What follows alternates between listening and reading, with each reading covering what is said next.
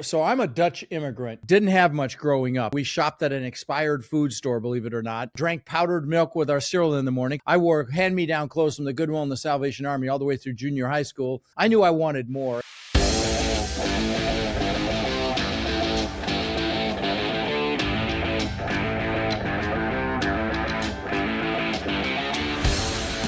All right, ladies and gentlemen, boys and girls, I am very excited about this episode today. High stakes with Steve Rozenberg.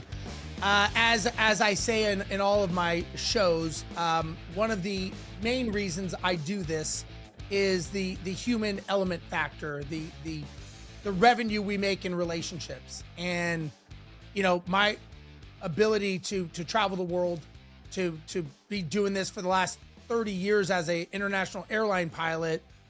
The one thing I think I love the most is meeting the people on the journey. And I could be having sushi in Tokyo or, coffee in Munich or wherever I may be at the time. And everyone around you, they've got a past, they've got a current. And based on those two things, they have a future, just like you and I do, that we don't know yet. And my advice or my question, I guess, is have you ever taken the time to just turn to a random stranger next to you and go, so what's your story? I bet that you will find not only commonalities, but you will be so intrigued by a person that you think is not even consequential to your life that they could have a story that could actually change who you are, what you do, and decisions that you make for your future. Today, I have a very good friend of mine, Rod Khleif, is on, and just a powerhouse. I've met him a couple years ago. We clicked instantly. I don't know how or why he showed up on my calendar to be on the show, and I was so excited. We've been talking, behind the show before it started, and I was like, we got to just hit record and start doing this on the show. So, first of all, Rod, it's great to see you, brother.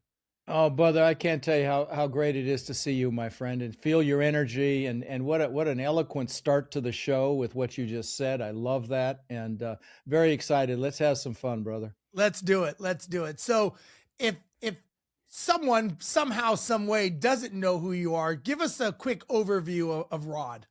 Sure. So I'm a Dutch immigrant, think wooden shoes and windmills, and immigrated to this country when I was 6 years old with my brother Albert, my mother's Vansha, and we ended up in Denver, Colorado. Didn't have much growing up. In fact, I remember we shopped at an expired food store, believe it or not. Drank powdered milk with our cereal in the morning because it was cheaper than real milk. And trust me, it sounds better than it is. And I wore hand-me-down clothes from the Goodwill and the Salvation Army all the way through junior high school till I lied about my age when I was 14 because I was tall and got a job at Burger King because I could work there if I was 15. And and I'm sure you've got listeners had it harder than I did, maybe even have it harder now, but I knew I wanted more. And luckily, my mom had an incredible work ethic. So she babysat kids so we'd have enough money to eat.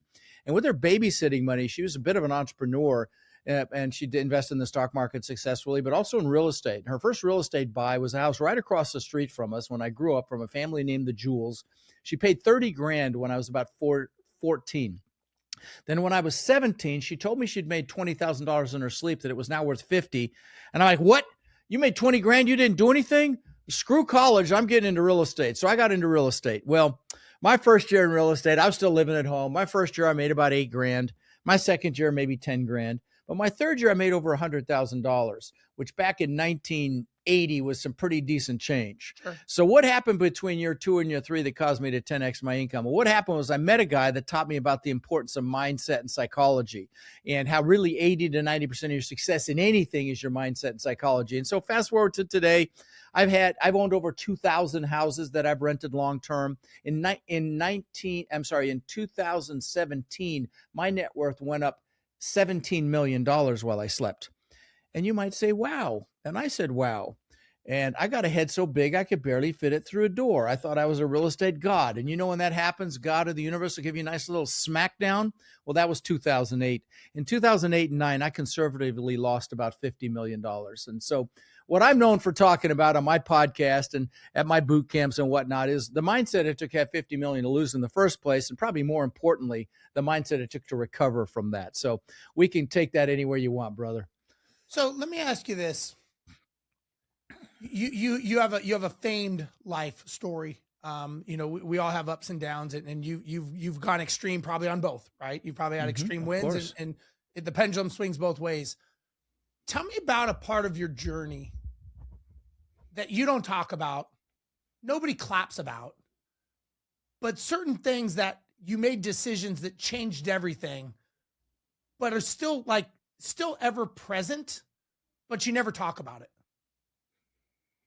Oof. Okay, that's a deep question. Well, what came to mind the minute you said it was after I lost everything, I built a litigation support company out of the ashes of that. And in 2010, I was about to bankrupt it. I just couldn't make it work. And then I reinvented myself. And I've had to reinvent myself several times over my lifetime. I reinvented myself, and we started helping people that were in foreclosure. And I saved thousands of houses, thousands of families' homes that were in foreclosure at that time.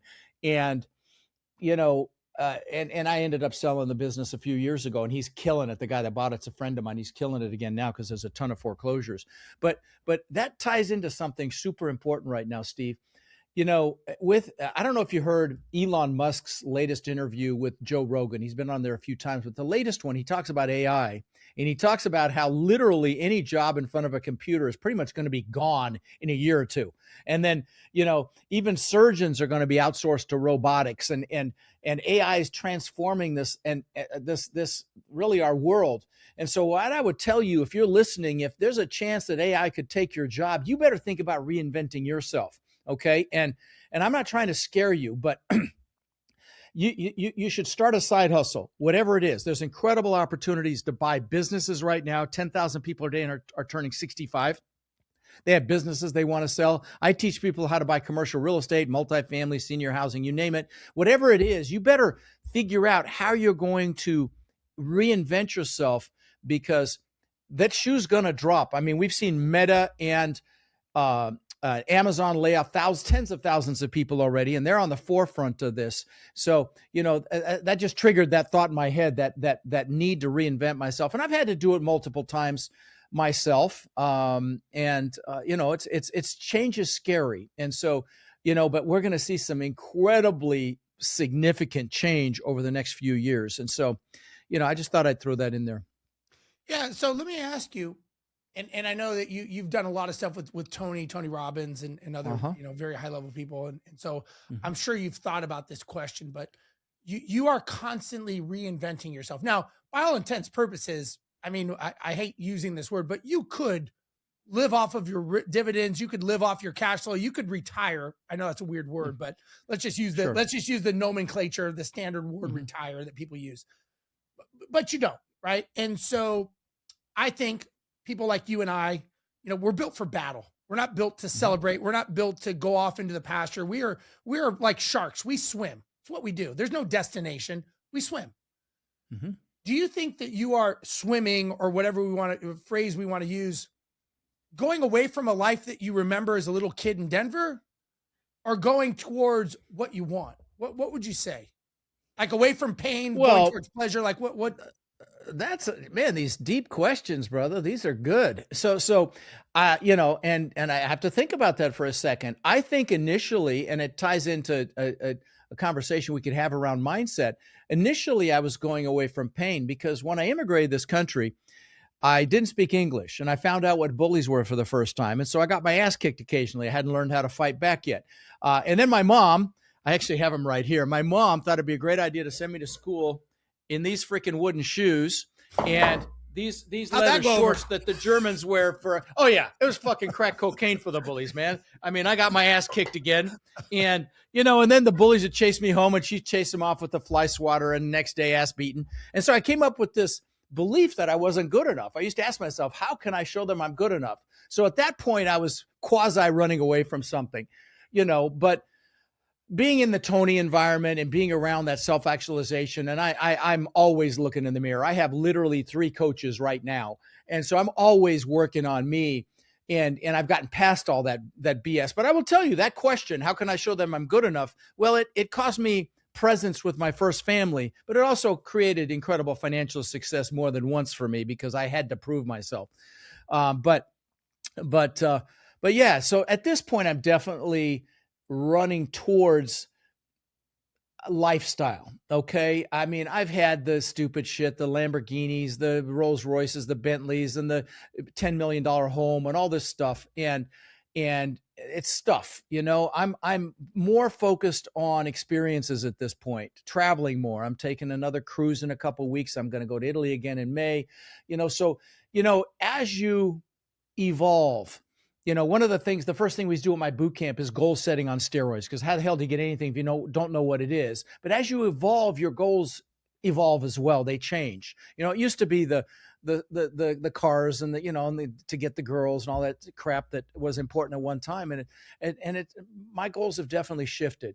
So I don't know, long answer to your question. No, I got two follow-ups to that. I remember one of my mentors taught me, and I never forget this. He said, Steve, buy experiences. He said, so at the beginning of the year, he said, write down, like, we want to have dinner on the Mediterranean in Greece at sunset. That's an experience. Now, as a result of that, you're going to go to Greece. And as a result of that, you're going to take a vacation. As a result, that there will be a cost for that. So, or an investment. So he said, create your experiences that you want, whether it's, dinners, whether it's concerts that, some people may not ever see. I always wished I saw Tom Petty. Missed that opportunity. I won't be able to see him again. So I'm going to see AC/DC because I'm not a huge AC/DC fan. I like them, but I'm like, I may not be able to see them again in the future. They won't be around much longer. Right. Exactly. Right. So I want that experience. But my question going back to, and I think this is important for the person that may be you back when you were just coming up back in 2008. And maybe they're about to go through this experience again, because real estate is cyclical, as you and I know. And when you had the crash happen to you, the fight or flight mode, did you reactively jump back into the moving away from pain? I'm going to start a business. I'm going to make a piece of plywood fly by sheer force because it's not going to fucking beat me. Was that you? And if there's somebody watching this show right now, and they are getting into that mode of like, I am just going to fight as hard as I can, what advice would you give them?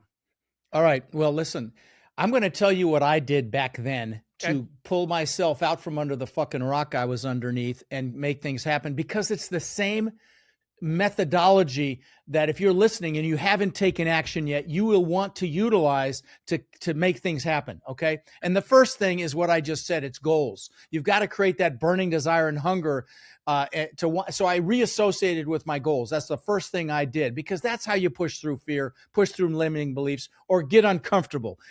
That comfort zone's a nice warm place. We all know nothing freaking grows there. And then after you're clear on what you want, and by the way, if you haven't done your goals in a while, at my link tree is my goal setting workshop. It's an hour. There's a guide you can download. I'm not going to try to sell you anything. Go to rodslinks.com, and at the bottom there it is. Here's the thing. Steve, people spend more time planning a freaking birthday party than they do designing their lives. Doing your goals is designing your life. So that's the first thing I did. And then the second piece is you got to make a decision. And I don't mean dip your freaking toe in the water, 1 foot in, 1 foot out. I mean, you decide it is done. Okay. The Latin root for the word decision means to cut off. If you're going to attack the island in battle, you burn your ships because you're taking their damn ships home. That's a decision. So that's the next piece. And then the one after that is you got to take the first step. So I made a decision. Enough is enough. Quit feeling sorry for myself. I got back up and I'm like, okay, I'm going to go do something. I started that litigation support company because I wanted to help families save their homes. And we were very successful with that. But you got to take that first step. Dr. Martin Luther King said, you take that first step in faith, the next step will be revealed. And a lot of people are analytical and introverted and fear failure. And I love you. And you know who you are. And you're some of the most successful people in my business, because my business is a lot of numbers. However, you also know how you have to check off every single box before you make a freaking move. And you can't do that. You have to understand that you can literally drive across the United States at night with your headlights only seeing 50 feet in front of you, and you can make it. Other people have made it behind as well. So don't fear failure. Fear freaking regret. Fear being in the same place you are right now 2 or 3 years from now, unless you absolutely love where you are right now, because this life is not a dress rehearsal. There was this nurse in Australia, Steve, a hospice nurse. Her name was Bronnie Ware, and she took care of patients that were about to die, and she asked them a question. And the question was, do you have any regrets? And she wrote a book about it. It's a national bestseller, something like The 5 Regrets of Dying. You know what the number one regret was? not living the life I could have lived, living someone else's life, not doing what I know I'm capable of. I can't think of anything worse than that. Okay. So fear that. Don't fear, don't fear failure. Hell, I call my failures seminars. That was a $50 million seminar. I built 29 businesses so far in my lifetime. Blew me away when I did the count on that. And several worth tens of millions of dollars. Most spectacular flaming seminars, okay? Because you fail your way to success, right? But the next piece is focus. I will tell you, the people that have the highest degree of focus are the most successful. Look at people like Elon or Bezos, but here's the thing, whatever you focus on gets larger, both positive or negative. So it would have been real easy for me to focus on losing 50 million. I use it to teach now, but I don't live there. It's not my story. And, I get people call me and say, how do I get out of student loan debt? I'm like, wrong question. How do you make so much money? The debt's irrelevant is the question you want to ask. They asked Mother Teresa if she was anti-war. She said, no, I'm pro-peace, right? Focus is super critical. My podcast, I'm blessed now to host the largest real estate podcast in the world for commercial real estate. It's a blessing. It blows my mind. And I'm at about, a little over 30 million downloads, which doesn't sound like a lot, but in our world, it's not bad. But I listen to 2 podcasts. This is the reason I bring this up. I bragged for a minute. I listen to Joe Rogan and I listen to Tim Ferriss because I try to get both sides of the aisle. I'm definitely on the one side. On the other side is Tim Ferriss. And I listen to it because he interviews the best of the best in the world. The best athletes like Michael Phelps, the swimmer, NFL, NBA players, actors like Hugh Jackman, Arnold, Jamie Foxx, billionaires like Ray Dalio, heads of the biggest companies in the world like Zuckerberg. And he deconstructs their success. It's fascinating conversation. But I started to hear a pattern, Steve. They almost all meditate. What does meditation enhance? Focus, right? So pay attention to that, because what you focus on gets bigger. Minimize distractions and also play to your strengths. In my business, I teach people how to buy apartment complexes, and I'll brag for a minute. My students now own about 300,000 units under my tutelage, something I'm very proud of. And every other asset class as well, senior housing, student housing, self-storage, mobile home parks, you name it. But what I noticed was the most successful ones play to their strengths and they hire, align, or partner for their weaknesses. Because there's lots of hats you can wear in my business. You could be the one that finds the deals. You could be the analytical one that underwrites the deals. You could be the one that's got some management or project management experience that manages the deals after you buy them. So there's lots of different things you can do. I'm the mouthpiece. You could be the mouthpiece, that brings in the investors and the brokers and the sellers and whatnot. So, but you got to play to your strengths. Your strengths are your greatest assets. Don't try to build your weaknesses. Hire, align, or partner for your weaknesses, because when you play to your strengths, you're passionate, and passion's required to influence people, right? I mean, look at you. You're freaking passionate like crazy because you love what you're doing here. So am I. And so anyway, I'll get off my soapbox, but those are some of the things that I embodied to have the success, and then to reignite what I was doing, the goals, then making a decision, taking the first step, focusing on what I wanted, not what I didn't want, making sure I love what I do, because whatever you're strong in something, your strengths, you're going to love it. And the last piece probably is your peer group. You show me your 3 best friends, I'll show you who you are in every aspect of your life, your health, your happiness, your relationships, definitely your finances. When I was losing everything back in 2008, I was in Tony Robbins' Platinum Partnership. And I remember there were people that were killing it back then. They were thriving in that crash. I'd like to think they planned for it, but I think it was just luck on their part. But they were killing it. They're like, get up, you puss, 50 million schmillion, get up, make something happen. That's who you want to be around. So the problem is most people default to a peer group they went to school with or work with, and they may have their own limiting beliefs or fears that hold you back. So, and sometimes it's family. So I will tell you, love your family, but proactively choose your peers as well. Let me ask you, Rod, because you've been on both sides of the coin of winning and losing, as I have as well. When you were, we'll take you back to that 2008, because that probably was most prominent in your life. Was there a version of you that believed success was something and you realized it was not at that moment? Oh, I'm so glad you brought that up, brother. See, here's the thing. Sometimes people make their vehicle their identity, okay? And that is very dangerous, because if the vehicle fails, you're a failure. I mean, shit, 6 months ago, one of the crypto guys shot himself in the head in his Lamborghini. He made his vehicle his identity. So never. So when I say vehicle, guys, I mean whatever you're going to do. If you're going to do multifamily, get your ass to my boot camp. You're going to buy businesses. You're going to invest in the stock market, crypto. Crypto just got killed, but I think it's coming back. But whatever it is, that's your vehicle. Okay. Don't make it your identity, okay? Because if your vehicle fails, you're a failure. So, but if your vehicle, if it's your identity, you're a failure. If it fails, okay, fine, get on to the next thing. Big freaking deal, no big deal. So anyway, I'm glad you asked the question because I think that's valuable.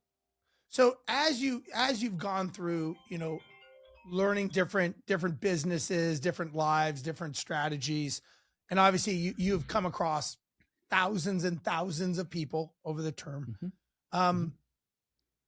What have you had to let go of every time you've had to level up to get to the next place in life? Fear. No, definitely fear. So what is, and we achievers, we call it stress, but it's freaking fear. Sure. What is fear? False evidence appearing real. I think definitely for some people it's fuck everything and run, but successful people, it's face everything and rise because massive action mitigates fear. So when if at 3:00 in the morning, I'm freaking out because something's going on in my business. And again, I'm stressed, quote unquote, fear. I'll get my ass up and I'll write something down. I'll take some action towards it because action mitigates fear and stress. It's again, the same thing. So massive action mitigates fear. Every successful people on the planet has fear, but they move through in spite of it. Okay. So that's the thing to remember. If you're fearful, you don't have a monopoly on it. We all have it. Okay. And again, but successful people push through. It's interesting. When I do my presentations or speeches, I always explain to people that, the thing about fear and doubt is it can be so convincing and you can't see it, can't touch it, can't even quantify it. I couldn't say fear is sitting in that seat right there, but yet we let it drive our decisions of almost everything we do, of what could go wrong. And what I've learned, and I don't know if you agree, but as I was learning and reading books, what I realized, successful people, and I'm not quantifying that with money, but it normally is tied together. Right. They all said, whenever I was fearful, I did the opposite of what my gut told me to do. So the solution is what if we were wrong about fear? What if fear was actually a sign that we are on the right path and we are heading in the right direction? And that is actually where we should go. That's a very profound statement, brother. Very profound. And so I always tell people, like, when you're fearful, your senses are, everything's heightened, your awareness, you're dialed in, you're focused. Maybe that's the time you should actually move in and not move backwards. I agree completely. 6 inches from gold theory, right? Yeah, 3 feet from the gold. Yeah, that's a book. Go get that book about a miner that gave up 3 feet from a gold mine, and somebody else came in and became wealthy. But no, I will tell you, fear is what holds people back. The other thing is their story. The story they tell themselves. Everybody has stories, and for many people, they're circuit breakers. I'm too young. I'm too old. I'm not analytical enough. I'm not old enough. I'm not courageous enough. And these stories are limiting beliefs as well. And there's a reason the acronym for limiting beliefs is, or belief systems rather, is BS. Okay, because they are BS, but we believe they're real. I will tell you, in my students, my most successful students aren't and I've had NFL players, NBA players, famous actors, I've had it all. The most successful students aren't the ones that have the most money, come from a silver spoon, live in the biggest cities, are the smartest. No, they're the ones that change their freaking story and then they just go take massive freaking action. And that's it every single time, because stories are what hold us back. And so think about that. If you're listening, if there's a story you're telling yourself as to why you haven't taken action to build your family, the life the freedom you deserve, the time freedom, the money freedom, all that. If you're telling yourself a story, look in the mirror and figure out how you change that story. It's funny you talk about that. I coach people, and I'm sure you've heard this term, your favorite struggle. Right. It's the thing that we protect and what we covet. I'm not a Monday person. I'm not good with numbers. I don't really get along with people. Story. Yeah, there it is. The struggle that we defend it and we protect it. So, and I did a challenge with some of my students, and I said, every time you're going to take 2 $1 bills and you're going to tape them to your mirror. And every time you say your favorite struggle, You're going to go in and you are going to rip up those $1 bills and you're going to put them in a jar. The pain of having to rip up those two $1 bills, put in the jar, and send me a picture. I like it. And I tell you what, they were like, so I've got guys that have been doing it for 100+ days of not breaking their streak. And I'm like, we're creating a new habits. We're creating new neural pathways. Love it. But I'm like, and I'm like, that old you that would have that favorite struggle, he doesn't exist anymore because we've retrained yourself. And so I 100% agree. Well, you recognize that it's BS. You know, you know, I used to be afraid to raise my hand in front of 10 kids in a classroom. I speak in front of literally thousands of people a year now with flip-flops on typically because I've become free from that limiting belief. And so if you've got one of these limiting beliefs that you know is holding you back, drag it out into the daylight, look at it with your adult rational mind, recognize it consciously. That's the operative word. Consciously look at it and it'll dissipate. It'll go away because it's BS. So, and what's sad is some people never realize that it impacts their entire freaking life. And that's sad. Rod, let me ask you this. You've had an amazing life, amazing amount of fame and success and both highs and lows, ridden the waves. If you didn't choose this path of the Rod I'm looking at today, where would you be? That's a really good question. See, my father and all my uncles were professors, PhDs, dual PhDs. And I never thought I'd want to be a teacher. I never did. And in fact, I shrugged at it. And it's so sad that my dad didn't get to see it. He died before I became a coach and a mentor. But I freaking love it, man. I have a wall in my other office. I'm in a compound right now with 6 buildings and it's beautiful. It's I've been there. And this. Yeah, you've been here. Hello. Yeah, that's right. You've seen it.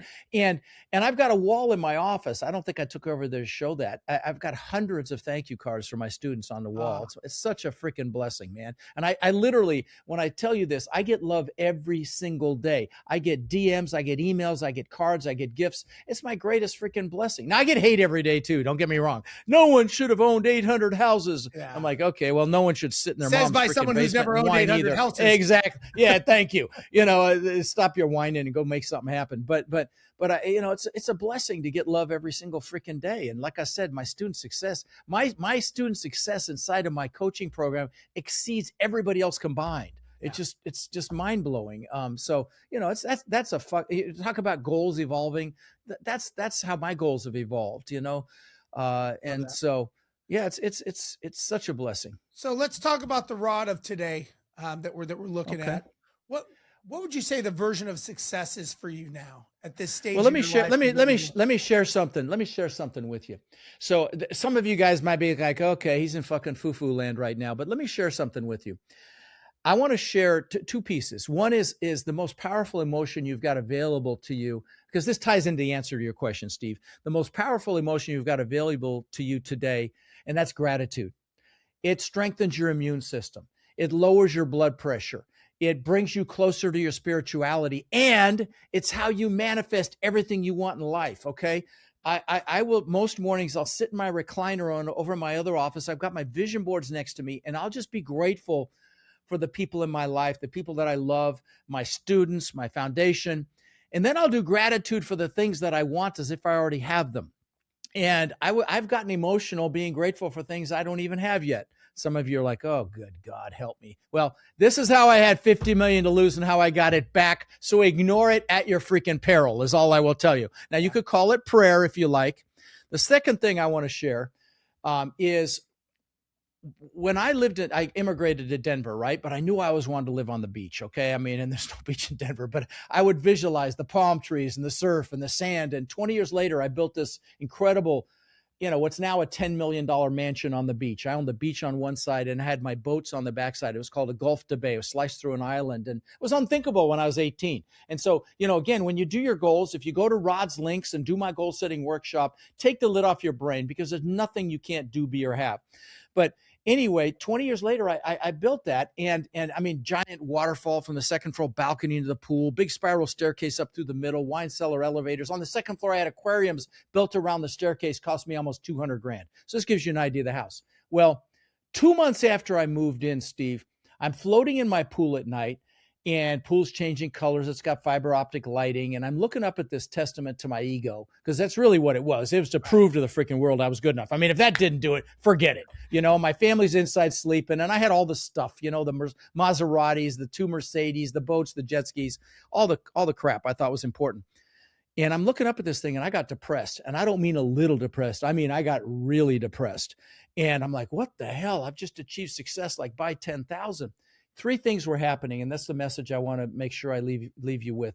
One is, you should never achieve a big goal without having other goals lined up behind it. You need a vision for the future. Like the good book says, without a vision, the people perish. I didn't know what I was going to do next. The second thing is, it's never about the goals. You know, they say the happiest days of a boat owner's life, or a pilot's life, are the day they buy the plane or the day they sell the plane, right? Same thing with the boat. Well, but you need the goals to create that burning desire and hunger. But that doesn't make you happy. What makes you happy is progress and growth. And I didn't know how I was going to progress or grow. But the third big thing was, I was totally focused on me. Rod, show the world I matter. Blah, blah, you know, just vomit. That's the year I went and saw Tony. This was 26 years ago. And I saw that he fed families for the holidays. We're talking about Tony Robbins here. By the way, shout out to him. If you ever have a chance to see him, do it. You'll thank me. But you talk about seeing people before they stop, you know, performing and speaking. I think that applies to him as well. But anyway, I saw that he fed families for the holidays. I'm like, what a concept. Do something for someone else. I mean, I'm embarrassed to say I had to be 40 to get that memo. And so I called my brother in Denver, and I said, hey, bro, I was coming up to see him for Thanksgiving. I said, let's feed 5 families. Let's have some fun. And so he called his church, found 5 families really needed help. We bought food and toys for the kids and frozen turkeys. And third family changed my life, Steve. We go up to this shack, and it was a piece of shit shack, not even a 1-bedroom. There was a Hispanic woman in there with 5 kids. She comes out on the porch. She sees all the stuff. She starts crying. Her kids come out. 2 of the older ones start crying. I start crying, and I'm hooked. Now, please don't tune me out here if you want success, okay? Because you're going to think that I'm bragging, and I'm not. There's a real message here. In the last 26 years, I've fed somewhere between 150 and 160,000 kids here in my area in Sarasota and Bradenton, Florida. I've provided tens of thousands of backpacks to local at-risk children that don't have the basic supplies for school. I've done tens of thousands, well, not tens of thousands. I've done thousands and thousands of teddy bears to the local police departments for their officers to keep in their vehicles if they encounter a child that's been in a traumatic situation. The reason I bring that up, Tony Robbins calls it the science of achievement versus the art of fulfillment, okay? Achievement's a science, okay? If you want to learn how to buy real estate, get your ass to my boot camp, okay? There's no excuses, because you can come for $47 and I don't sell anything there. That's a science. I'll give you the blueprint. You just got to go do it. But fulfillment's an art. You got to figure out what juices you and bring that into your life. For me, it's kids. It's also the elderly. I just bought my first senior living facility. But whatever, maybe for you, it's animals. Maybe it's the environment. Whatever it is, bring it in now and donate now. Because if you want success, give money, give of your time, because that's how you get it. That's the way God works. So, you know, whatever you want, you give. And I hope you agree with me on this, this Steve. Dude, 100%. I think, you know, the most fulfilling thing is, in my mind, is, and I just, the only way I can think about it is emptying out my pockets, my soul, whatever it is, to give. Mm-hmm. And I think the more you give, the more you get, you know, and it's, that was a long answer to your question, but that's where my life is right now. It's about giving. It's about fulfillment, and you know, be it with my students, be it with my foundation. I in fact, my next initiative, and that's what I've been threatening to do for 10 years, but I'm getting a time to do now, is to build schools in Latin America, self-sustaining, with an agricultural infrastructure, a tech infrastructure, something where they can sustain themselves. So that's the next piece. Yeah. I think, you know, as you know, with the loss of my son, you know, we have a scholarship foundation, and we help kids, high school kids that are trying to get into the trade industry, because, you know, we were talking about AI, and, you know, I mean, these kids want to be electricians, plumbers, high voltage, wire people. I mean, there's, you know, there's no financial aid for those schools. Love it. It's Live Like Jet, right? Live like Jet. Because I gave some money. I did. I love yeah, it. Thank you for that. Yeah, I love it. Yeah, no, of course. If you're listening, do it. Give some money. Love it. Yeah, thank you. So let's talk a little bit about your world with real estate. What I've got, you know, obviously I'm very involved in real estate. Some good, some not so good right now. Listen. If there was ever a time to get in, it's right freaking now. 100%. There's a lot of deals in trouble. I'll tell you, I've got a 200 unit asset. We call them assets, apartment complex in San Antonio. I own thousands of apartments now, by the way. I got out of houses, but I own a 200 unit asset in San Antonio. The one right next door is 300 plus units, a little over 300, sold for 43 million in 22. It's down to 28 million now with the bank, and I'm not interested unless it gets to 24. 43 to 24. That's what's out there right now. There's incredible opportunity. So if there was ever a time to get into this business, it is right freaking now, because my SEC attorney that does syndications for me said, this was about 3 weeks ago, I was talking to him, he said he just got 6 new foreclosure clients, apartment complexes, six apartments in foreclosure. So you're going to start seeing some heavily, I just interviewed somebody on my show that got a deal 40% off what it originally sold for just a couple of years ago. I mean, that's what's out there right now. So, it's a meltdown because there were a lot of people that got that adjustable rate debt, and they're getting killed, because of the rates. And expenses have gone through the roof. I mean, I used to teach at my boot camps a 50% expense ratio. So your expenses should be at 50%. I don't do that anymore. It's 60%.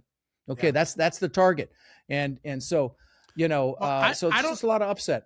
I don't know if you remember, but when I was on your show, it was a couple years ago, and we had a mutual friend that we were talking about, and it was just the bubbles popping of something's coming. And I don't know if you remember the conversation. And I'm at 1,300 interviews. Forgive me, but I remember you because you're such a dynamo. Oh, well, thank you. I don't remember what we said, but yeah. But that was kind of the start of going, it's coming.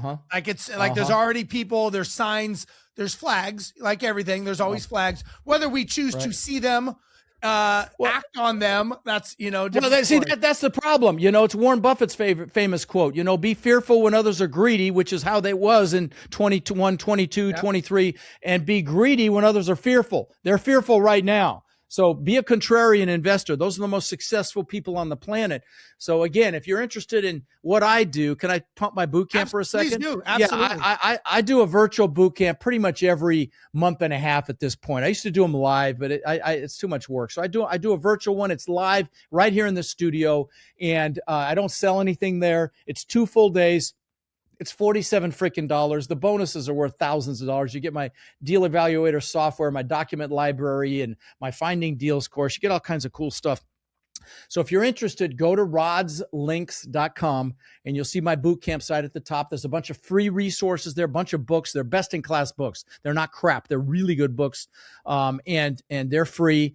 My podcast link is there. If you're interested in real estate, start listening to my podcast as well. I think you really enjoy it. And do the goal setting, for God's sakes, have your kid do it. If they're over 10 years old, have your spouse do it, have them design their lives.